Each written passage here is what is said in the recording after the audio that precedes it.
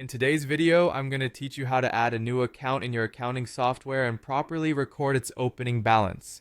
Understanding these steps is essential for ensuring that your financial records are accurate and up to date. So let's dive right in.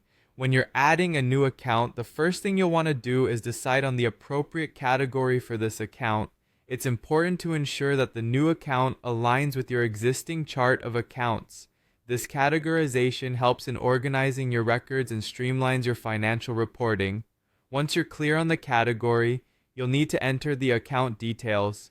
This typically includes the account name and description to ensure clarity later when reviewing your transactions and reports. Now comes the crucial part, entering the opening balance. This is the amount that reflects the initial value of the account when you're setting it up in the system. Pay particular attention here, as getting this figure correct is vital for accurate financial tracking. To enter the opening balance, you should look for the field marked specifically for this purpose in your accounting software.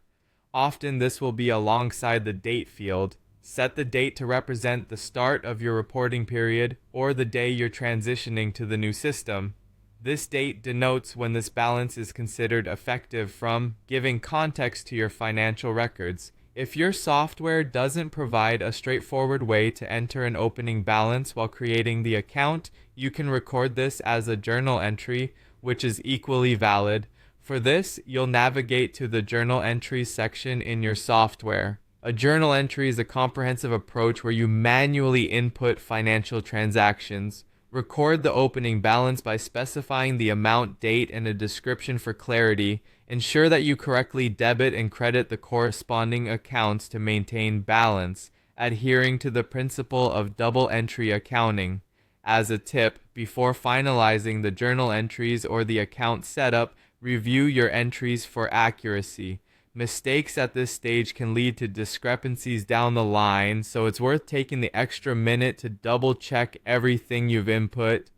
Also, maintaining clear documentation of why and when these balances were made can be invaluable for future reference or during an audit.